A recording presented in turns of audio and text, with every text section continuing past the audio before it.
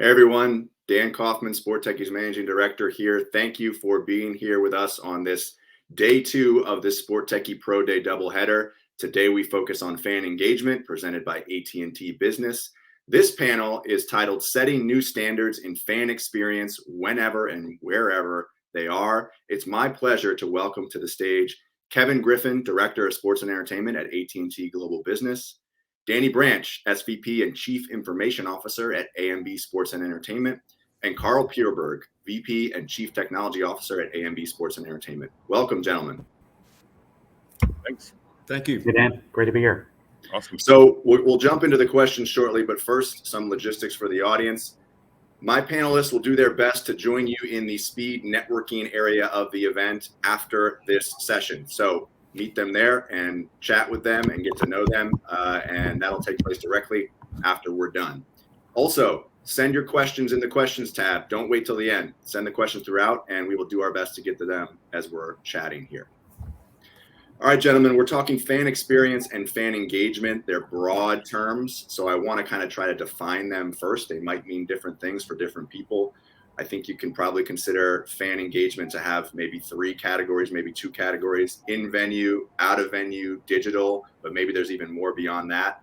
But why don't I start? I'll turn it over to Carl and Danny. Tell us really what fan engagement means to you. And in addition to that, talk about what you're doing at your venue, Mercedes-Benz Stadium, from a tech perspective to really improve fan engagement, but also broaden it to digital, outside the venue, whatever it might be.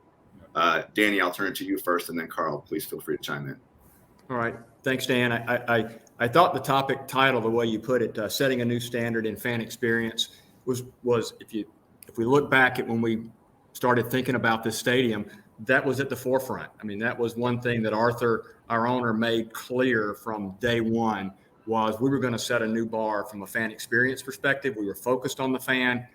Everything you see in our venue today is about being fan-centric and almost maniacal about that. And as we started looking back 2010, I'd say, and thinking about what a new stadium would look like, we started, we set aside and thinking outside the box, right? How would we do that? And, what it all for us came back to first from a technology perspective was having the right infrastructure to support that experience. And, as we looked at, I visited dozens and dozens of stadiums as we thought about it, and really it all starts with your infrastructure, right? If you don't have a solid and flexible infrastructure, you can't provide all the things we all think about today as it relates to fan engagement. And, as we started thinking about how do we think outside the box, again, AT&T being one of our strong partners helped come in and really think about how should we think about our infrastructure.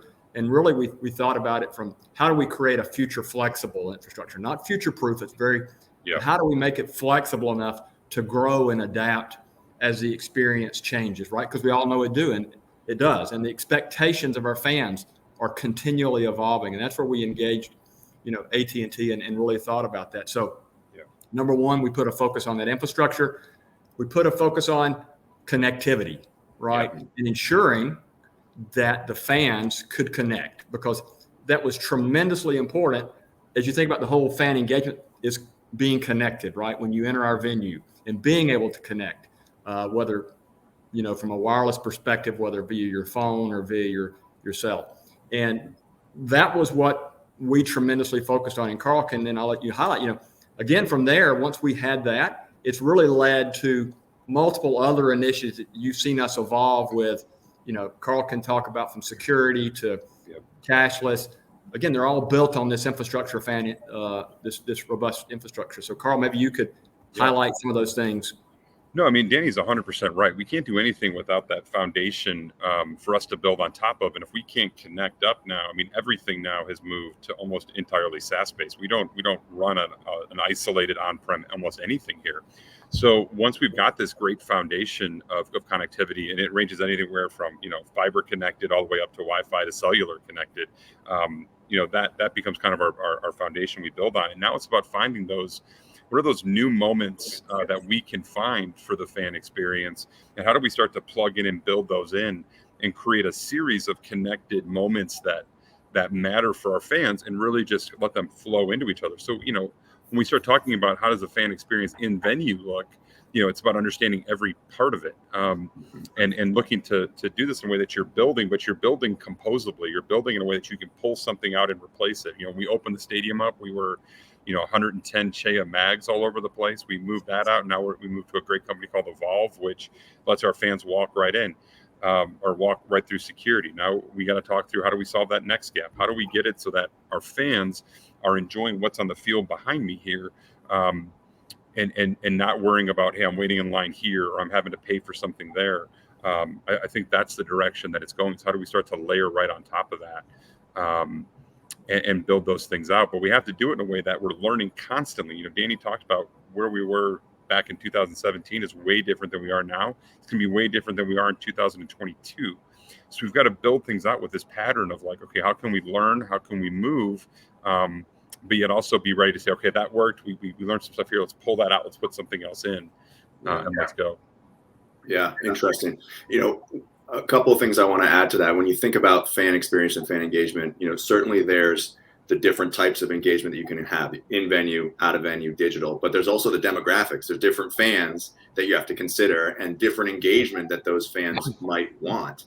How do you guys approach both those? I know we talked a little bit about digital, in venue, out of venue, whatever it might be, but then think about the demographics and the different fans and the different experience you have to give them. How do you make sure that you're addressing all of those and staying connected to all of those fans? Danny, I can pitch it back to you, and then Carl, or however you guys want to do it. Well, I would just, Carl's deeply in this, but I would just highlight that one thing that we've got a fan experience organization. We've got a VP of fan experience, and we're almost just maniacal about the fan experience. And when we survey our guests after every event, we have debriefs.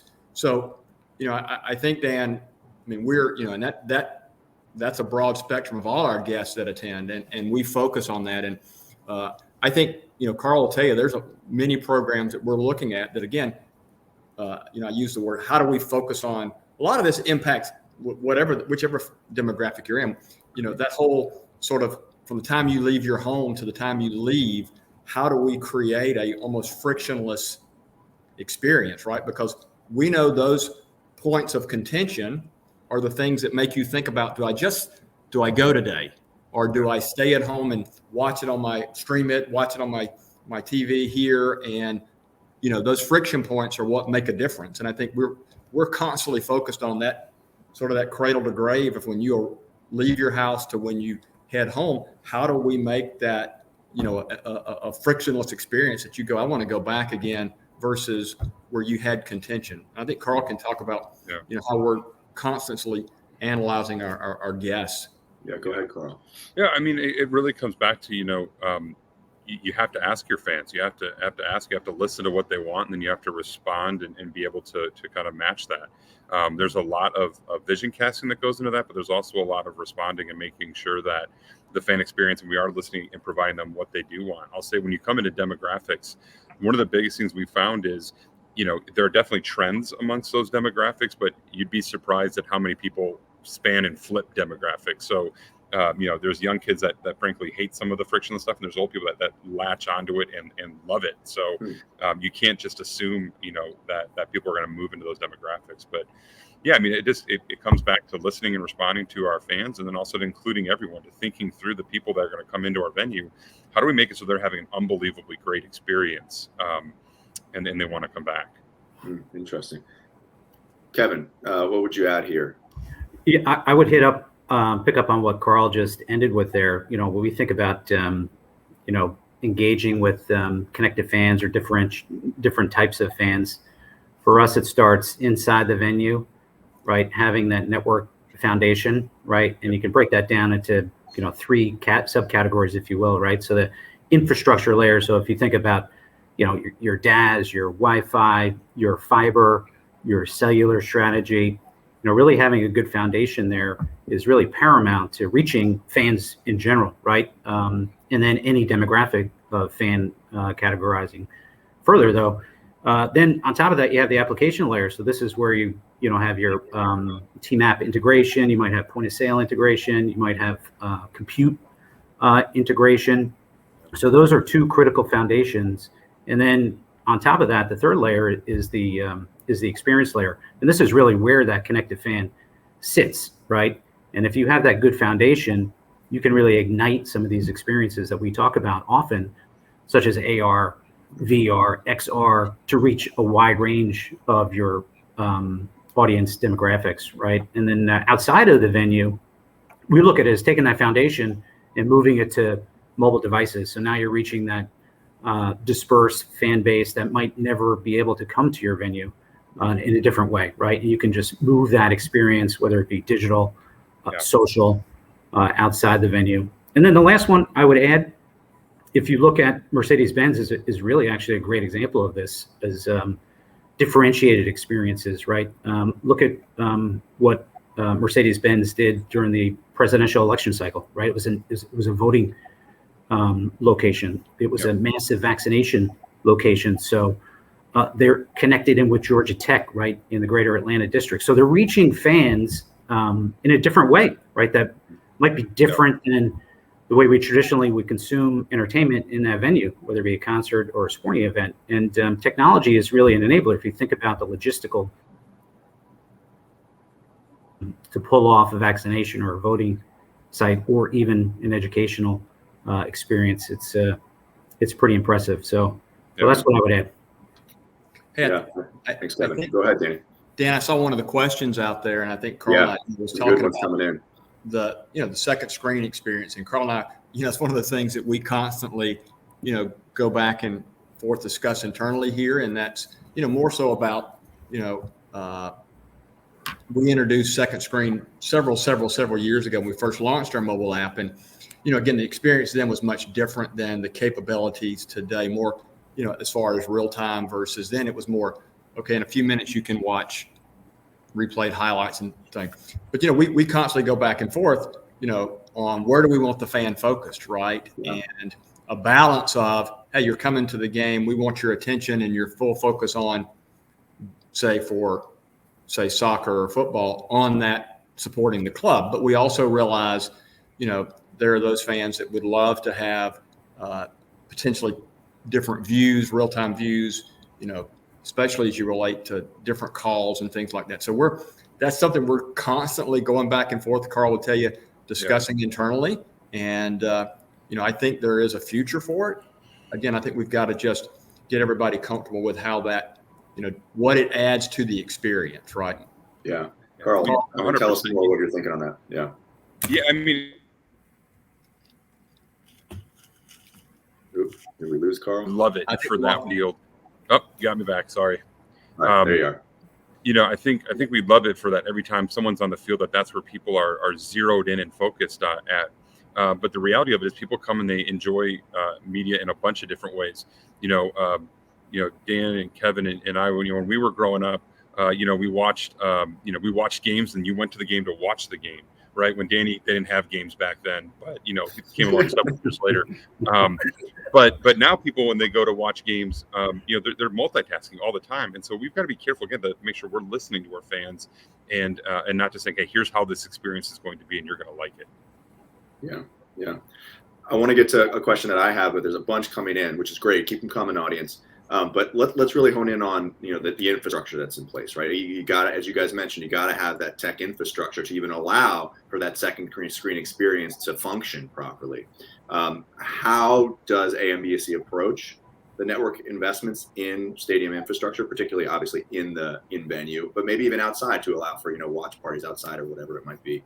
Danny, do you want to start there? Yeah, look, I think it all starts with, we look at that infrastructure as supporting what we just talked about earlier. I mean, it is so important to the fan experience, right? And we look at then what our fans' expectations are. And I think there was a question about the technology, but we're constantly looking at, as technology evolves, we're working with our partners like AT&T on what the future holds, because again, we want to be, in essence, somebody was looking at a question about what we're looking at for 22, 23. I mean, we just submitted our 5-year roadmaps, and a lot of what you're asking about is in that 5-year roadmap, and that could change. But you talk about 5G, you talk about 8K and those kind of things, and all those kind of things.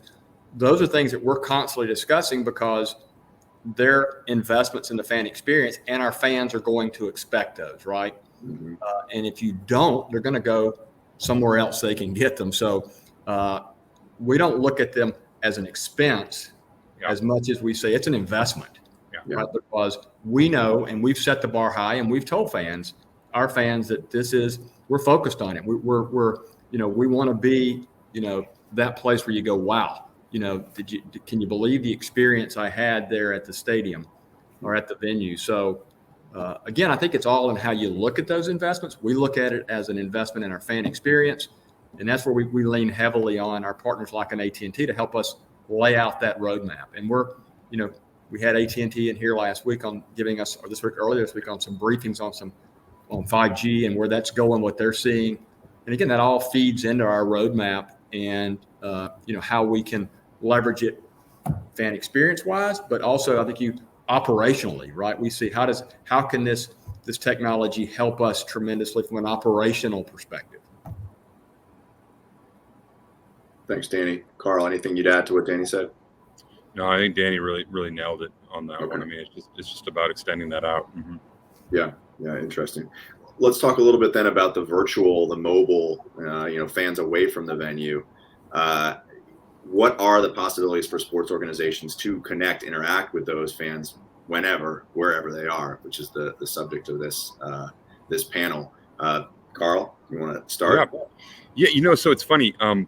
It's no longer like, again, 10 years ago, it was, how do you start to reach and be able to connect with fans, wherever they're at. Well, now that's table stakes. People do that all the time, anywhere.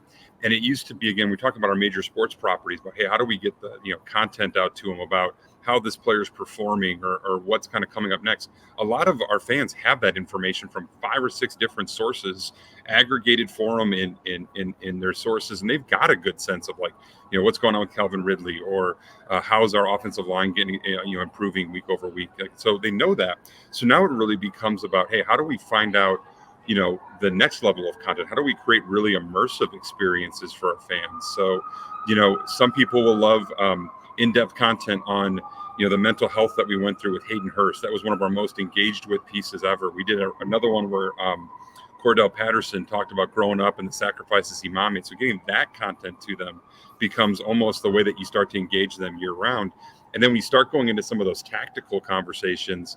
They want to hear it right from the horse's mouth. They want to see the coach talk about it. They want to see the GM talk about who we're looking at in free agency or whatever else. So it's about getting the whole organization aligned to understand the importance of that, because people today know more than they ever have. So you just have to up your game a lot. Interesting. I'd put in there, Dan and Carl knows, look, during COVID, we had a lot of discussions of how we engage our fans, right? Because we couldn't see them. They couldn't come here. Right. And I think we leveraged a lot of the technology we're talking about today that we had never leveraged before, that we had live, similar to this, virtual sessions with our coach, with our players, with fans, right? And, it was something that we we hadn't done in the past, that all of a sudden we're leveraging this technology to connect fans who couldn't be here, last year for events. And, we continue to figure out how it really introduced a lot of our business partners to that capability and said, wow, this is a feature we can continue to utilize, right? Where, I can do a live one-on-one with our coach or with our players or with our GM, with our with key fans, that they see that as a value where I can connect in and have a conversation like this. Yeah. We've got a question that came through, and it's directed at Kevin, but I think I would open it up to everyone, really. And it's just, what has been your favorite or most successful digital social fan activation, maybe presented nationally over the past year or a year and a half? Kevin, if you want it, you can. Otherwise, you pass these guys and then maybe jump in afterwards. Well, there's so many, and it's hard to pick out one because it's essentially customized, right? Per the organization or league that you might be interacting with. But one I would give is it was a first of its kind, and it was at the NBA All-Star Game in Chicago a year and a half ago, where we produced and delivered out over linear and over-the-top networks a 5G broadcast of the slam dunk contest, right? And I mentioned that because it had never, number one, it had never been done before, but it presented so many different opportunities operationally within that teams can take advantage of, right? Traditionally this industry is hardwired, right, with cables and fiber and so forth. And we did it with a mobile device, no cables required, and streamed it out over a traditional TV broadcast and over the top TV broadcast. So it was really an interesting experience. And in my mind, it's the beginning of changing the nature of broadcast, which ultimately will change the nature of how fans consume live events, whether that be entertainment or sports related. And it presents, additional opportunities from an organizational, from a cost perspective, right, that they can take advantage of. So that's one I would mention. I would jump in here. I think similar to Kevin's, I know Carl and I lived through the 2019, the first ever NFL virtual draft. Okay. And when we were first told, Carl, I guess it was January or so of 2019, we're gonna do a virtual draft. I think Carl and I looked at each other and said, there's no way. This is, how do you pull this off, right? And with the NFL and we all busted it with our partners like AT&T to, like Carl said, everybody, your coach, your team owner, your president, your GM, we're all remote, right? And in their homes. And as you might imagine, ensuring they could connect like this that early in COVID, right? Only a few months in and a few, Carl was living it. But I tell you what we all saw is if you watch the NFL draft that year, it's so much more personalized, the experience for the people watching it, right? You saw the coaches, you saw the players, you saw how, again, you saw them in their homes, you saw their kids running by or and so it really opened everyone's eyes to, and you saw then in the 2020 draft, they introduced some of those capabilities. It was more back live, but they still had these segues. And I just think it's so personalized and nobody expected that. But again, I don't think Carl or I or anybody of the league that were a part of that will ever forget pulling that off, right? There were 2 days and 2 nights of, we all were like, so. That was the most fun I ever had. I mean, that was amazing. It was so much fun. And Danny hit the nail on the head. I mean, times that we get a chance to humanize and personalize and get people to understand, our sports properties on a more human level, we've won. Like that's where we need to get to. It's we're not watching Tecmo Bowl out there anymore. It's not Cat Boso scoring touchdowns, right? It's real people that do real things. I'm going to come back to Hayden Hurst and the mental health thing. We can start to personalize that and create emotional connections to our teams. Man, that's great. I mean, we do that all over the place anymore. It's not a static thing anymore. Going back to the 2020 draft, I'll say that again, that was heaven for me because I got to force my head coach, my general manager to talk to me through a computer on a regular basis. Like that's a win right there. But then, again, the ability just to the great moments and the candidness that delivered was awesome. I think we got to look for ways to kind of extend that. It's becoming, again, table stakes now. We've got to be able to do that. So, and that can be from from virtual interactions with our players and our fans and connecting them digitally to, again, when our United players kind of enter and leave the pitch, coming through a venue where they can actually, my kids can see them or fans can see them. That's huge. I mean, that, again, humanizes the fan, and that's just where we've got to continue to drive. Yeah. Well, all three of you mentioned, personalization, right? And the ability to personalize something through technology in a virtual way. There's a question that came in from an audience member. I think it's a good one to segue to. What personalized fan engagement tech solutions would you like to see in the future? And this person specifically references a physical, replacement of a physical memento, like a ticket with some sort of digital thing. And then someone else brought up NFTs here in the questions. And of course, that's the buzz now. But certainly that's another way that you can consider kind of personalizing a fan experience. Carl, can I stick with you? And then we'll jump to Danny. Yeah, I mean, again, I'm going to come back to when I was entering the workforce back in the early 2000s, personalization meant it said, "Hi, Carl," and I got to choose the background color of my homepage, right? And now personalization is much more about understanding, hey, what are your taste preferences, desires, and how do we start to match and marry those up, and how do we start to reach you where you're engaging. People don't go looking for the Falcons anymore. We've got to come to them. And so again, it just comes back to that core value of listening and responding and paying attention becomes important. That doesn't have to be a tech solution, but then certainly when we start talking about how do we engage with folks, more efficiently, that's where the tech really comes into play. NFTs are one of those. I'm feeling like I love it and I hate it all at the same time, because it's Danny and I were talking about this, and this will show you our age. We kind of likened it to when e-commerce first came up. You knew you had to experience e-commerce. You had to explore e-commerce, but man, you knew you weren't going to do it right. And the beauty of NFTs are you can start experimenting and growing into those spaces now. And this is true with all of digital innovation. You can be exploring without having to invest the farm. I don't have to go to Arthur and say, hey, I need $1 million to do this. I can say I need $2,000 and an okay from you that this may not work well. And we may end up trashing it. And so I think that's where, Danny and I work so well together is finding these quick, these opportunities to learn quickly, fail quickly, learn again and go. That mindset has just become prevalent here. And that's what we got to do when we approach personalization. Interesting. Danny, would you add anything to what Carl said? The other thing, we had some good discussion earlier this week. And I think, on the whole, as 5G and the other things, those kind of things here get more relevant and active, AR and, those kind of experiences mixed with AI. I mean, can you imagine, concierge services, right? Where you're walking up and it knows, oh, hey, Danny, I see you're seated here. Do you need anything? Those kind of things where it really embraces the fan versus, we're playing with some stuff today, but how do you take it even further, right? Where, we talked about tours in this building that we do on a regular basis and okay, how do you really make those more immersive, more engaging, right? And those kind of things. So I think I'm really excited about where some of these technologies, the AR and the holograms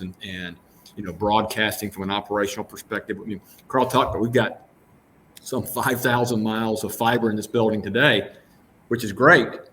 But I'd also look at, okay, how do I get more? If somebody wants to create another remote broadcast versus dragging fiber, how can I quickly pivot with technology that I don't have to go drag fiber, right? That I've got services that I can quickly remotely bring that up, like sort of Kevin alluded to with the NBA. So I'm just excited as to where we are. And like Carl said, we're playing with a lot of stuff and we get that ability to do that. And we probably won't get it right, but it helps us position and figure out where we really want to go with it.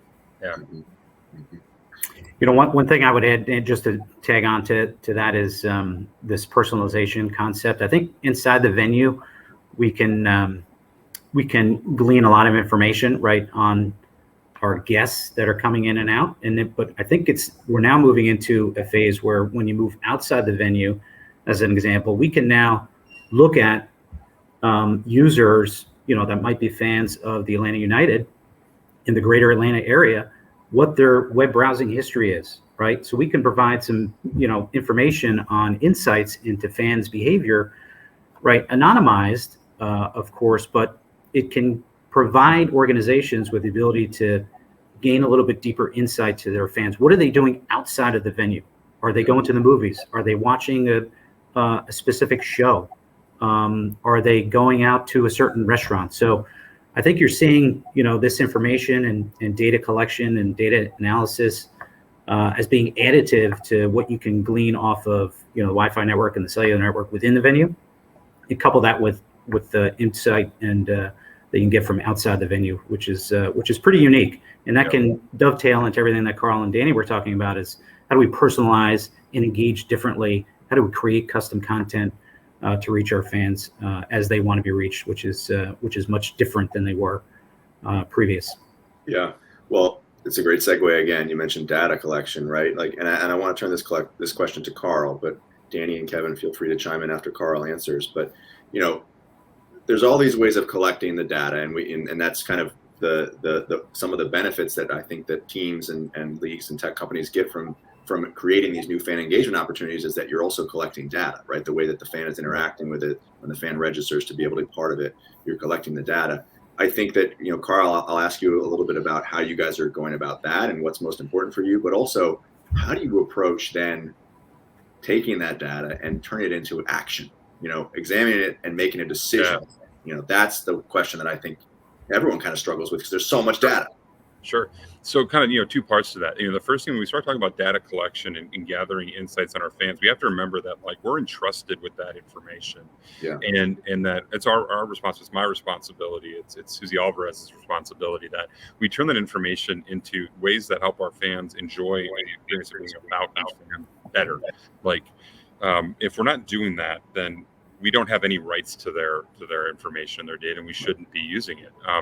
And so we have to honestly look at what data we collect and decide, hey, do we really need this? Is this really helping us? Do we need to be pulling this in? And if we don't, we need to get rid of it. We need to protect that like it's our own. But then it just comes back to, again, being able to tie and understand and pull that together. Now, when you talk about how do you use it and how do you make actionable insights, that's where it comes back to the rise of just IT and technology becoming true business partners. I spend as much time talking with our chief revenue officer and our SVP at ticketing and our COO, Dietmar Exler. That's where Dane and I've got to be spending our time. What are our organizational goals? What are we trying to do? And the organization is coming around to that now. They're coming to us more with hey, here's what we're trying to get to, and here's the kind of the business outcome we're trying to get. Anything you guys can do to help us with that's really great. And it's my job then to come back and start to paint those pictures of, all right, here's how we think we can help, drive awareness of some of the amazing benefits that we have of being a Falcons season ticket member. Here's some ways we can help, personalize that message and deliver that message to the right area. Right? That's where us becoming those connectors is so important. And if we can't hang out with every member of our executive team and hold conversations and add value to them, then we're the wrong people for the job. Yeah. Well said. Danny, go ahead if you'd like to add anything. Carl eats and breathes and sleeps. I can't add any value to that. Carl's spot on. Yeah, no doubt. No, this has been great, guys. I really appreciate it. I want to thank you so much for your time. AT&T Business, Kevin, thanks so much for the support. Carl, the background is beautiful. I'd love to be there with you. Look at that. Oh, nice. Let's rise up today, folks. Yep. Well, best of luck for the remainder of the season. Danny and Carl and Kevin, have a great remainder of 2021. Thanks, guys, very much. These guys will do their best to join you in the speed networking area of the event. So meet them there and enjoy. Thanks, everyone. Thank you. Thank you, everybody.